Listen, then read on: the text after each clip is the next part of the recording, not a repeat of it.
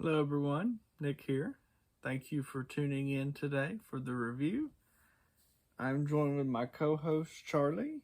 He's just decided to come and sit behind me for this video, which is okay. How are you, Charlie? So he'll just kind of be chilling in the background. So we are almost through the Deadtime storybooks. We are on to book 15, Cyber Scare. Another fantastic cover by Brooke Steadman. We have a mummy. Looks like it is coming out of the computer here. Very nice cover. Love the eerie green there. Light from the computer screen. Great use of colors with pink and green. Yeah, just very solid cover. Very fun cover. So these books came out in the 90s. And I love these books that deal with early technologies, we'll say. So this book was pretty fun. It deals with a boy named Roy, his cousins Danny and Ernest. They are just coming back from a trip to Roy's house to stay for, I guess, the week or something. Roy has a computer in his room, and these books, of course, came out in the 90s, so that was a pretty big deal if you had a computer. So in the book, Roy's dad, he works in IT, and so his dad was able to get him his own computer that he could play games on and stuff. Oh, it seems I'm joined by another co-host. Hello, Alice.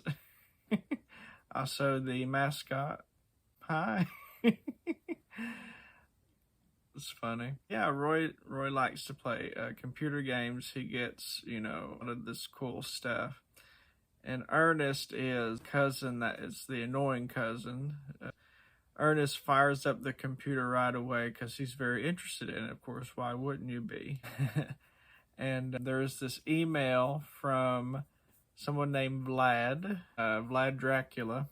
Ernest gets sucked into the computer by Vlad Dracula, and everyone has to play this game, which is called the Monster Mash, and they have to get to Dracula's castle and defeat him. So, fun premise. Hello, cat. My pets are not camera shy today, I'll tell you that. So in the Monster Mash, we have iconic Halloween villains like Dracula. We have Witch, Mummy, Frankenstein. You can kind of see where this is going. And though Frankenstein doesn't appear in this book, we see the other monsters like the mummy. There's, like a giant skeleton the boys have to beat in the game. So some fun, monsters in this book. So a lot of the setting is outside of the castle. So when they first realize, oh man, Ernest is trapped in this game, and Ernest has a health bar, has so many lives, so they have to be careful. He can move Ernest around. Ernest can, move around a little bit on his own. But the beginning is sort of attacked by he's going to be attacked by the alligator. He's out somewhere outside of the castle or in the forest. He narrowly escapes that. Make it to the castle. They're then greeted by a gargoyle. And the gargoyle turns to life, and they think, oh man, the gargoyle's, gonna get us. But what he does is he flies off. He gives them advice, how they play the game. In order to open the castle, they have to get these items. So they go out into the world, and first they meet this witch. She tells them that they have to go to the butcher to get the rupees, like Legend of Zelda, in order to buy the boomerang from her, which they have to use to defeat the giant skeleton, which is called Dim Bones, which is, a fun name. And so this book, I know that Annette and Gina Cascone, they do bring some pretty dark elements in these books. So when they go and visit the butcher, like he has, like different body parts all over the place, and he even has skins, that look like they're children's skins. So, which I was kind of taken aback by. It kind of reminds me of one of the previous books, Beast of Baskersville, where, they find that hidden room in the sewer, witch's cauldron, and of course the remains of the children on the walls. So, and just, the description of the body parts and stuff. So I was kind of, taken back. So in order to get the rupees, they pretty much have to give a body part, basically. Because, the butcher's always looking for body parts. And Frankenstein isn't in this book, or the Frankenstein's monster. He does mention him and how he likes to come and get parts from the shop. What ends up happening is they're gonna give certain body parts from Ernest, like his fingers and stuff, to get enough rupees to get this boomerang. What he has on him is he has these gold cufflinks that are his dad's, Ernest's dad's. And the butcher's like, oh, that's gold. I'll gladly take gold. And so they give him the gold and he gets X amount of rupees. And they have, of course, plenty to get the boomerang and then some. Take it back to the witch. They get the boomerang. And then when they're in the graveyard area, they sort of have a battle with the smaller skeletons, and then the bones comes out. And he's, the key around his neck that they need to get into the castle. They're able to defeat him after some tries with the boomerang. But the trolls come, and as they're on their way, and they get dragged underground, and they're going to cook them in the furnace. This book is filled with fart jokes. Ernest is a bit gassy, and they're like these garlic pizzas he eats before they, go to Roy's house. They eat, I don't know what the dish is called. I guess it's like an Italian dish. It makes them really gassy, and of course, the trolls, they clear out, and they're able to escape the troll hole from underground and take a couple pizzas. At some point, Ernest gets exploded by a landmine, but luckily he has other lives, and he comes back. He's like, what happened? Anyway, they make it to the Castle of Death. They're greeted with this dining room, and this is the other gruesome part in the book.